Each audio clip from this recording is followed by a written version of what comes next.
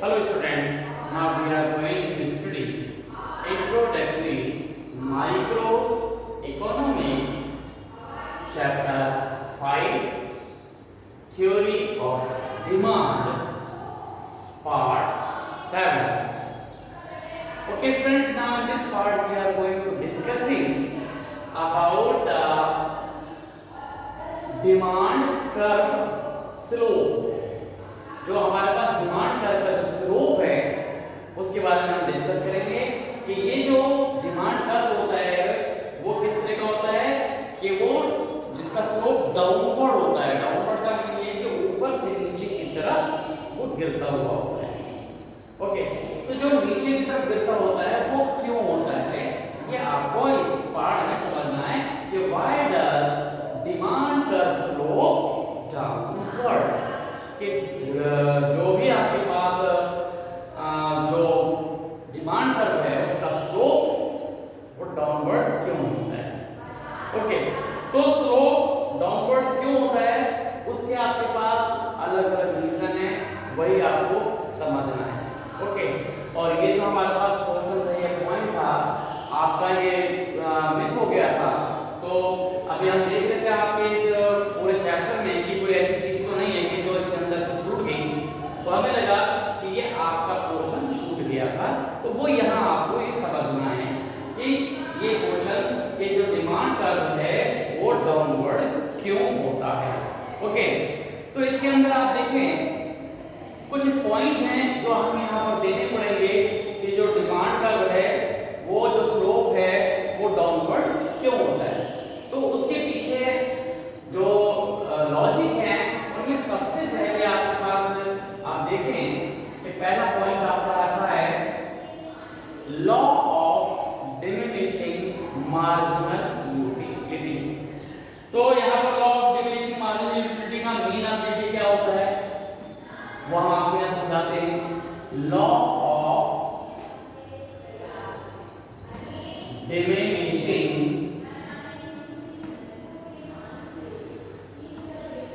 Marginal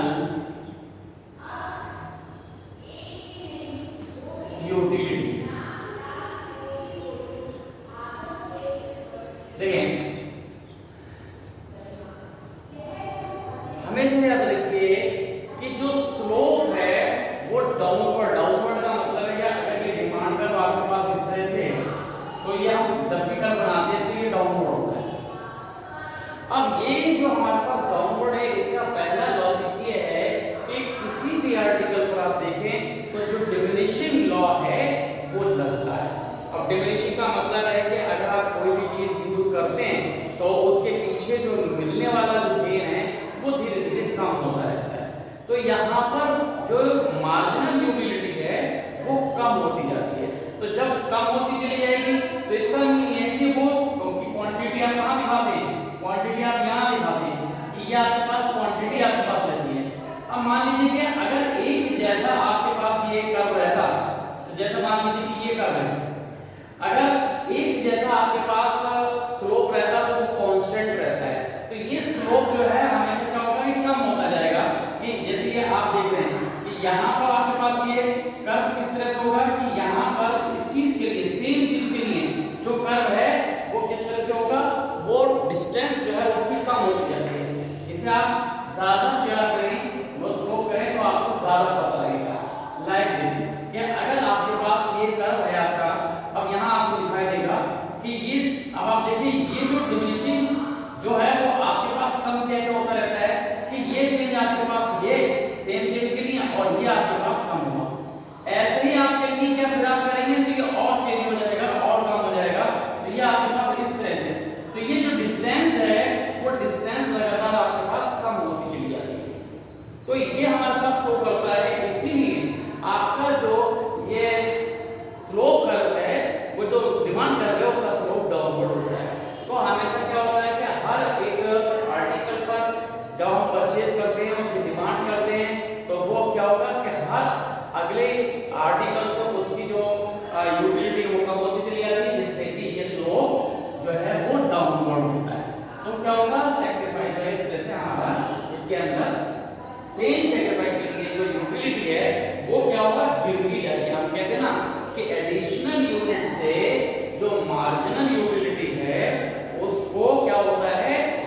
trend है कि वो हमेशा क्या होता है, नीचे की तरफ कम होता चला जाता है। तो आपने पढ़ा कि and your marginal tend to decline as we use additional unit. तो वही आपके पास आता है कि डिमिनिशिंग जो आपके पास मार्जिनलिटी है वो हमेशा क्या होती है, वो आपके पास लॉ यहाँ पर अप्लाई होता है हर आर्टिकल के लिए। जब ये लॉ अप्लाई होता है तो उसकी वजह से जो आपका जो कर्व है वो कर्व डाउनवर्ड हो जाता है। तो इसलिए हमारे पास ये पहला रीजन आपके पास रहता है कि डिमांड कर्व जो उसका स्लोप है वो स्लोप डाउनवर्ड होता है। तो ये इसका लॉजिक है, ये इसलिए लॉजिक होता है कि आर्टिकल पर लॉ ऑफ डिमिनिशिंग जो है आपके पास मार्जिनलिटी अप्लाई होता है। तो ये चीज आपको अच्छी तरह से समझ में आ गई होगी कि जब भी अगर पूछा जाता है कि जो डिमांड कर्व है उसका स्लोप डाउनवर्ड क्यों होता है, तो इसीलिए हम कह सकते हैं कि ये आपके पास होता है। अब दूसरा बहुत सिंपल है कि जिसके बेस पर आप कहते हैं कि ये डिमांड जो है कर्व स्लोप उसका डाउनवर्ड होता है, ये होता है इनकम इफेक्ट हमारे पास होता है। ये हमारे पास क्या है कि इनकम इफेक्ट आपके पास होता है। अब इनकम इफेक्ट का मतलब आप ये समझ लीजिए कि अगर जैसे जैसे आपकी इनकम बढ़ती है तो अब आप देखिए कि इनकम जब बढ़ेगी तो उसमें क्या होता है कि आप उसी रेशियो से आर्टिकल को लगातार नहीं खरीदते हो, आप क्या करते हो तो बढ़ाते तो हो,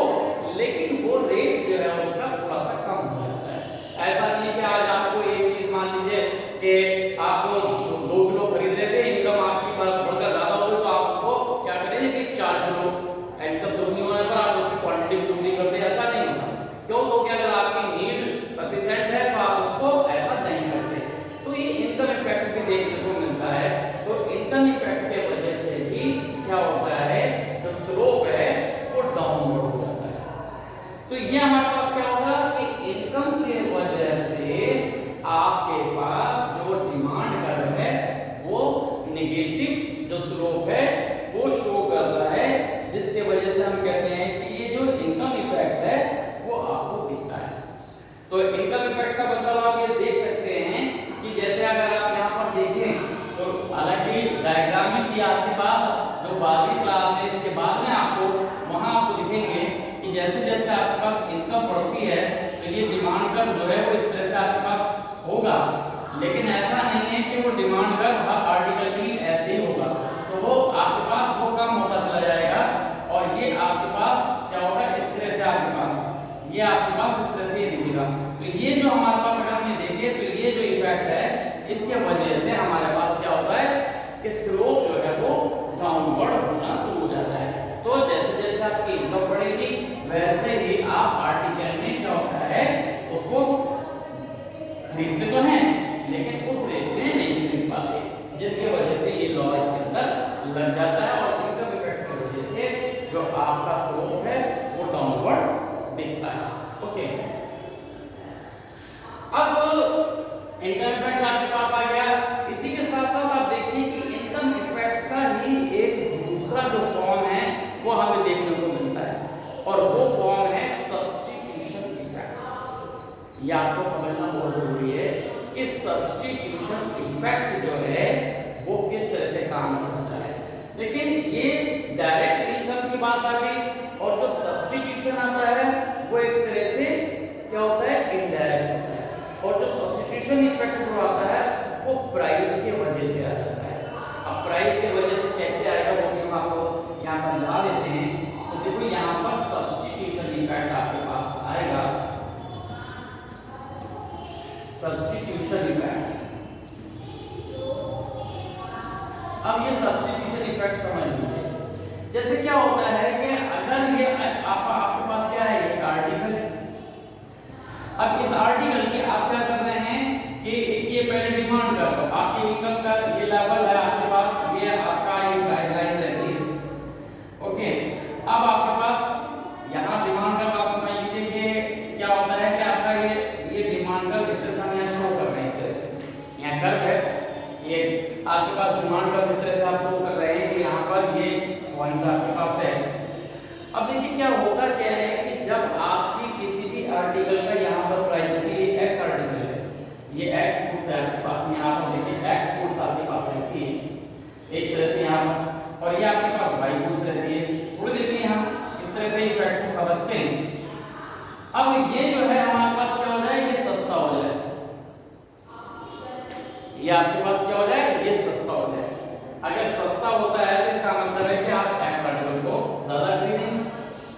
ये तो होगा आपके पास। लेकिन मान लीजिए कि ये आर्टिकल ज्यादा सस्ता हो जाए, कभी कभी ऐसा हो जाता है, जैसे आप देखें जब सीजन शुरू होता है, अगर सीजन शुरू हो रहा है तो मान लीजिए थोड़ी देर के लिए कि आपके पास जो बनाना है, या बनाने की बात छोड़िए, वेजिटेबल पे आ जाइए, वेजिटेबल पे आप आइए, आपके पास जैसे कि मान लीजिए कि जो टमाटो और टमाटर है, जब सीजन आपके पास शुरू होता है तो वो करीब 80 रुपए किलो या 60 रुपए किलो के हिसाब से आपके पास रहता है। ओके, अब यही आर्टिकल, अब मान लो आप उसकी क्वांटिटी, केवल हम टमाटर की बात कर रहे हैं, दूसरा आपके पास ये है जो आप खरीद रहे हैं, वो कांस्टेंट है, यहाँ पर क्या होता है, चेंजेस होना शुरू हुए। तो यहाँ जब चेंज आपके पास होता है तो मान लो इसका प्राइस जब ज्यादा गिर जाता है, अभी कोई आर्टिकल 60 रुपए किलो है, अब तो मान लो 10 रुपए किलो हो जाए, तो आप ऐसा तो है नहीं कि जो 60 रुपए के आप टमाटर खरीद रहे थे तो अभी भी आप 60 रुपए के ही टमाटर खरीदोगे। क्यों? क्योंकि आप 60 रुपए के जो टमाटर है वो 6 किलो मिलेंगे, अब 6 किलो करोगे क्या, बर्बाद हो जाएंगे। इसलिए क्या होता है कि प्राइस का इफेक्ट क्या देखने को मिलता है इनडायरेक्टली, क्या अगर यहाँ पर जो चीज पहले आप 60 रुपए में खरीद रहे थे 1 किलो, ये मान लो कि 1 केजी है आपके पास और यह 60 रुपए का, यहाँ समझ लो, ये आप समझ लीजिए, ये 1 केजी आप कितने का खरीद रहे थे, 60 रुपए का खरीद रहे थे, ये आप 60 रुपए का खरीद रहे हैं, 1 किलो मिल रहा है। अब ये सस्ता हो जाता है, 10 रुपए किलो हो जाता है, अब 10 रुपए किलो हो जाता है तो इसका मतलब है कि इसी रेट में 6 किलो आ जाएगा, 6 केजी आ जाएगा, तो 6 केजी का आप लोगे क्या, तो इसलिए क्या होता है कि आप जो इनकम यहाँ खर्च कर रहे थे वो इनकम सारी खर्च नहीं कर रहे, अब क्या करोगे, इससे बहुत सा बहुत 20 रुपए या 15 रुपए खर्च कर दोगे, 2 किलो टमाटर खरीद लोगे, इससे ज्यादा थोड़ी खरीद लोगे क्योंकि बेकार हो जाएगा आपका। तो इसलिए अब आप करोगे क्या कि एक तरह से क्या हो गया कि आपकी इनकम जो अभी आप खरीद रहे थे, क्या खरीद रहे थे, आप टमाटर खरीद रहे थे, पहले 60 रुपए का खरीद रहे थे, खर्च कर रहे थे, अब प्राइस जरूर से कितना गिर गया, एकदम गिर गया, 10 रुपए हो गया, तो आप अब कितना खरीद पाओगे, 10 रुपए से खरीद पाओगे कितना, 1 किलो खरीद रहे हो, जो आप खरीद रहे थे वो कितना, 10 रुपए का, तो ये जो 50 रुपए वो आपके बच गए, तो ये 50 रुपए क्या हुए, एक तरह से आपकी इनकम हुई। यानी कि जब प्राइस गिरता है किसी भी आर्टिकल का तो हम इनडायरेक्टली कह सकते हैं कि आपकी इनकम बढ़ गई, तो ये इनकम जो है आप यहाँ खर्च ना करके हो सकता है यहाँ पर भी खर्च कर लो, एक्स आर्टिकल को खरीद लो, वो एक्स के लिए वाई भी खरीद सकते हो कि 50 रुपए से आप ये आपका पर इसमें ज्यादा खरीद सकते हो। तो इस तरह से हमारे पास क्या होता है कि जब आपके पास क्या होता है इस तरह की बात अगर दिखती है, तो अगर हम इनकम फैक्ट की बात करते हैं कि अगर इनकम जो है वो बढ़ रही है तो इनकम का बात हमारे पास आ जाता है इस तरह से, ये इनकम का लेवल आपके पास आ जाता है। ये कर्व थोड़ा सा कॉम्प्लिकेटेड है कि ये आपके पास क्या होता है, ये आपकी प्राइस लाइन होगी, आपका क्या है इनकम आपकी बढ़ गई और आपके पास ये कर्व इस तरह से आपके पास होगा। लेकिन जब क्या होता है कि आपकी ये प्राइस जो है कुछ ज्यादा बढ़ जाए, यहाँ इतने बढ़ जाए तो आप इसे इतना ना बढ़ा के इतना बढ़ा देते हैं और ये एक्स के भी कुछ आर्टिकल आप खरीदने लगते हैं, तो आप यहाँ पर ये नई जो लाइन आपके पास आ जाती है वो इस तरह से आ जाती है प्राइस की वजह से, कि आप प्राइस की वजह से कुछ इसके आगे खरीदते हैं और कुछ इसको बढ़ा देते हैं। तो ये हमारे पास क्या होता है कि इनकम इफेक्ट की वजह से आपके पास वर्क इनकम इफेक्ट का इनकम इफेक्ट पर टच करेगा तो यहाँ प्रीमियम होगा, और जब इसे वो टच करेगा तो ये आपके पास क्या होगा, ये आपके पास प्राइस इफेक्ट होगा। तो हमारे पास क्या देखिए कर्व सेम है, ये हमारे पास जो कर्व है डिमांड कर्व सेम है, तो सेटिस्फेक्शन आपको सेम मिलता है। तो यहाँ से क्या होता है, पर्सन यहाँ से वो यहाँ पर आ जाता है, तो ये सब्स्टिट्यूशन कहलाता है, तो ये सब्स्टिट्यूट इफेक्ट कहलाता है। तो ये आप बुक में डायग्राम देखेंगे तो आपको हो सकता है किसी बुक में मिल जाए, ये आप जो अगले आगे जो क्लासेस है अगर आपने इकोनॉमिक्स किया तो ये आपको क्या होगा, ग्रेजुएशन लेवल पे ये सब चीजें समझने को मिलेंगी। लेकिन ये सब्स्टिट्यूशन इफेक्ट का मतलब ये होता है कि आपको जब प्राइस किसी चीज की आगे बढ़ जाती है तो आप क्या, प्राइस जो बढ़ जाती है मतलब प्राइस जब ज्यादा घट जाती है तो उसके उसके वजह से आपकी इनकम बढ़ जाती है, और इनकम बढ़ने से आप क्या करते हैं, जो एक इनकम का जो सेटिस्फैक्शन आपको मिल रहा था वही सेटिस्फैक्शन आप प्राइस की वजह से आप ले लेते हो और आपके इनकम का पोर्शन आपके पास रहता है। तो इससे क्या होता है, आपका जो सब्स्टिट्यूशन इफेक्ट है वो आपको देखने को मिल जाता है। तो इसलिए हम ये कहते हैं कि जो सब्स्टिट्यूशन इफेक्ट है कि आपके प्राइस गिरने से आपकी इनडायरेक्टली इनकम इंक्रीज हो जाती है और आपका जो डिमांड कर्व है उसका जो स्लोप है वो डाउनवर्ड बना है। तो ये डाउनवर्ड स्लोप के लिए एक कंडीशन आपके पास यहाँ पर देखने को मिली। ओके, तो ये तीन कंडीशन आपको यहाँ पर समझ में आ गई कि ये जो आपके पास कंडीशन है, पहले आपने कंडीशन देखी कि जो डिमिनिशिंग मार्जिनल यूटिलिटी है, दूसरी इनकम की देखी, इसी तरह से आपने सब्स्टिट्यूशन की आपने बात करी। अब हमारे पास क्या होता है, अब थोड़ा आसान सा आपके पास इफेक्ट देखने को मिलता है। अगर मान लीजिए क्या हो जाता है किसी भी आर्टिकल के लिए जो साइज है, साइज का मतलब है कि नंबर ऑफ पर्सन है, अगर वो इंक्रीज कर जाती है तो वो भी इसके अंदर इफेक्ट में आ जाता है। तो हम कह सकते हैं कि साइज ऑफ कंज्यूमर, तो साइज ऑफ कंज्यूमर अगर आपके पास क्या हो जाते हैं वो आपके पास, तो यहाँ आप हो सकते हैं कि आप कह लेंगे कि यहाँ पर जो है ये आप लिख सकते हैं कि साइज ऑफ कंज्यूमर, अगर किसी आर्टिकल के लिए जो साइज है वो बढ़ते जाते हैं, मान लीजिए कि ये कैसे बढ़ते हैं, ये भी एक तरह से आप समझ लीजिए प्राइस पर बहुत ज्यादा इफेक्ट होता है कि अगर कोई सस्ता होता है तो अभी किसी कंज्यूमर के मतलब क्या होता है कि वो टच में नहीं आ रहा है। मान लीजिए अभी क्या होता है कि एक पर्सन है जो आपके आर्टिकल को नहीं ले पा रहा है। अब होता क्या है कि जो हमारे पास प्राइस है, अभी मान लो थोड़ी देर के लिए कि एक आर्टिकल है जो कि 500 रुपए का था और उसे जो है मान लो कि 10 लोग खरीद रहे हैं कि ये 500 रुपए का आर्टिकल है, ये है 500 रुपए का और इसे खरीदने वाले हैं 10 लोग। ओके, अब मान लीजिए कि थोड़ा क्या होता है कि इसका प्राइस घट के कितना हो जाए, वो 400 हो जाए। अब 400 हो जाए तो आप देखिए यहाँ पर ट्रेड किस तरह का होता है कि जो लोग हैं जो अभी 400 हो सकता है कि 400 रुपए भी लोगों के लिए अफोर्ड करने में दिक्कत हो, लेकिन कुछ ऐसे लोग होंगे कि वो डायरेक्टली क्या हो सकता है कि अगर ये 370 380 का आपका तो उनकी इनकम में आ जाता, लेकिन क्या होता है कि अभी वो आ नहीं रहा, 400 होगा, लेकिन ये 100 रुपए प्राइस कम होने से वो अफेक्टेड हो जाते हैं और जो उनकी जो रेंज नहीं थी 30 रुपए 20-50 रुपए की जो रेंज नहीं थी, वो क्या करते हैं, देख रहे हैं कि इतना सस्ता हो गया, थोड़ा सा हम कहीं ना कहीं अपना एडजस्ट कर लेंगे और क्या करते हैं वो इसे जो एक्चुअल की कैपेसिटी मान ली 380 होती है वो खरीद लेते हैं, पैसे भरोसा करने की जरूरत नहीं होती, उनकी इनकम उतने भी हो जाती। लेकिन अब 380 नहीं है उनके पास, अब ये 400 का है तो 20 रुपए क्या करेंगे वो एडजस्ट कर लेते हैं क्योंकि वो इफेक्ट कर दिया उसने, प्राइस ने इफेक्ट कर दिया। तो इससे क्या होगा कि जो लोग हैं देखिए केवल यहाँ से कितना होगा 20% इसका जो हमारे पास है प्राइस जो है वो कम हुआ, प्राइस हुआ 20%, लेकिन जो कंज्यूमर जो होते हैं वो कहीं 20% से ज्यादा 40% 30% जो कंज्यूमर है वो बढ़ जाते हैं। तो मतलब ये कि जो कंज्यूमर मान लीजिए कि कितना होना चाहिए, इसके कंज्यूमर बढ़ के 20 कंज्यूमर इसके बढ़ जाते हैं या 30 कंज्यूमर इसके बढ़ जाते हैं। तो इससे क्या होता है कि आपके पास जो डिमांड कर्व का जो स्लोप है वो उस तरह से नेगेटिव आपका रहता है। तो ये क्या होता है कि साइज बढ़ जाता है लोगों का, इसमें क्या होता है कि नंबर ऑफ पर्सन बढ़ जाते हैं, तो साइज ऑफ कंज्यूमर या increase the size of consumer. तो इस तरह से आपके पास कंज्यूमर के जो आप कह सकते हैं इसका अपोजिट भी वर्क करता है कि अगर प्राइस बढ़ जाता है तो ज्यादा लोग छूट जाते हैं, तो प्राइस कम हो तो ज्यादा लोग बढ़ जाते हैं, अगर प्राइस बढ़ जाए तो ज्यादा लोग उसको छोड़ भी देते हैं, तो उसकी वजह से वो नेगेटिव जो डिमांड कर्व है वो आपका बना रहता है। तो इस तरह से हमारे पास क्या होते हैं कि ये आपके पास जो डिमांड कर्व है उसके लिए ये चौथा आपके पास पॉइंट था। अब क्या होता है एक और भी है आपके पास, मान लीजिए कि जो डिफरेंट यूज हैं वो आर्टिकल्स आते हैं, एक आपके पास आता है यूज में पॉइंट आता है डिफरेंट डिफरेंट यूज, ऐसे आर्टिकल होते हैं डिफरेंट यूज।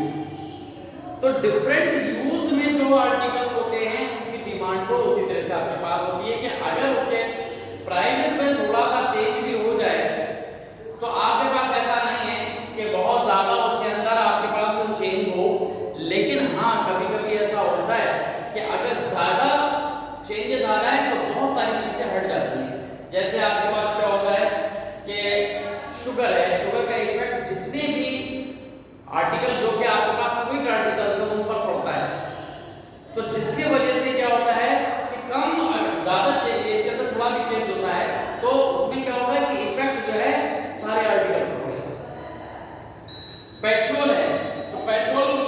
अगर आप देखिए तो उसके प्राइस बढ़ जाते हैं तो क्या होगा, हर चीज कॉस्टली हो जाती है, डिमांड पर फर्क पड़ जाता है। तो ये क्या होता है कि जो रेशियो है वो प्रॉपर नहीं रह पाता, तो जिसकी वजह से ये निगेटिव जो स्लोप है वो आपका बना रहता है। तो इस तरह से अगर आप देखें तो जो हमारे पास जो डिमांड का जो स्लोप उसका डाउनवर्ड है वो इसलिए आपके पास रहता है। तो ये हमारे पास क्या है करीब ये आपने 5 जो इसकी पैटर्न आप जो पॉइंट आपने देखे, तो ये पॉइंट है आपके पास, कोई भी पॉइंट आपके पास पूछा जा सकता है, आप उसके अंदर बता सकते हैं। अगर 2 पूछे 2 3 4 अलग अलग करके पूछे तब भी आपको बताना होता है। तो इस तरह से हम ये कह सकते हैं कि ये जो डिफरेंट पॉइंट्स हैं इन पॉइंट्स के बेस पर हम यहाँ पर शो कर सकते हैं कि हमारा जो डिमांड कर्व है उसका स्लोप जो है वो डाउनवर्ड क्यों होता है। तो इसीलिए ये डाउनवर्ड आपके पास है। तो ये आपको समझ में आ गया होगा। अब बात रही इसकी कि आपके कल जो हमारे पास आपके जो असाइनमेंट आए थे, ये असाइनमेंट आपके बहुत ज़्यादा नहीं आए, फिर भी जितने भी आए थे तो इंफीरियर जो आर्टिकल्स थे उनमें जो एक डायग्राम गलत बने हुए। तो इंफीरियर डायग्राम में हमेशा याद रखिए कि इंफीरियर जो आपके पास आर्टिकल्स होते हैं उसका इनकम के साथ में नेगेटिव इफेक्ट देखने को मिलता है कि इंफीरियर आर्टिकल के प्राइस गिर जाएं तो ऐसा नहीं कि उसको आप बढ़ा लें उसको खरीदना शुरू कर देते हैं, वो ऐसा आपके पास नहीं होता। और एक चीज होती है कि जो अगर हम इनकम के बेस पर किसी चीज को जज कर रहे हैं, इनकम के बेस पर उसको डिफाइन कर रहे हैं, तो इंफीरियर गुड्स केवल इनकम के बेस पर ही नहीं होगी, इनकम के बेस पर जो क्वांटिटी है वो आप देखिए कि इंफीरियर गुड्स अपने आप में कुछ नहीं होती है,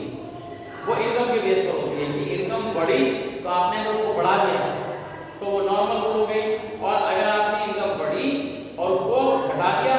तब वो आपके पास क्या हो जाएगी, इंफीरियर गुड्स में आ जाएगी। तो कल क्या था कि कुछ एक स्टूडेंट थे जिन्होंने इनकम जैसे ही बढ़ी इंफीरियर गुड्स में उसका एरो फॉरवर्ड दिखा दिया, तो वो गलत हो गया।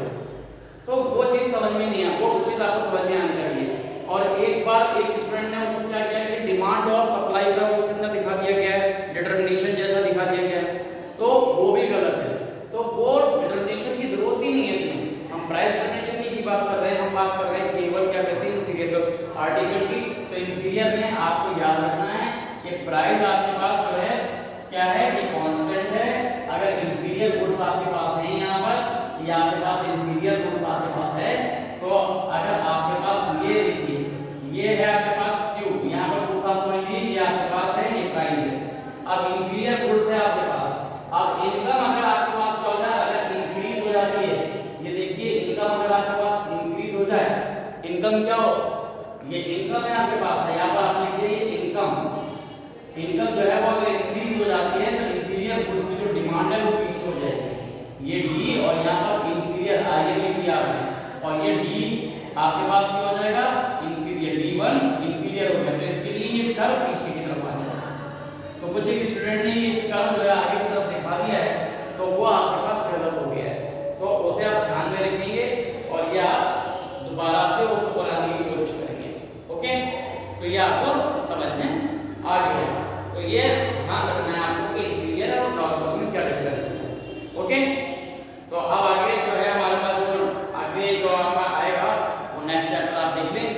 और सिलेबस के हिसाब से अगर आप देखते हैं तो अब हमने आपको बताया था कि ये टॉपिक होने के बाद, ये चैप्टर होने के बाद हम आपके पास दूसरा जो आपके पास बुक है उसे शुरू करेंगे जो कि स्टैटिस्टिक्स की है। Okay, thank you.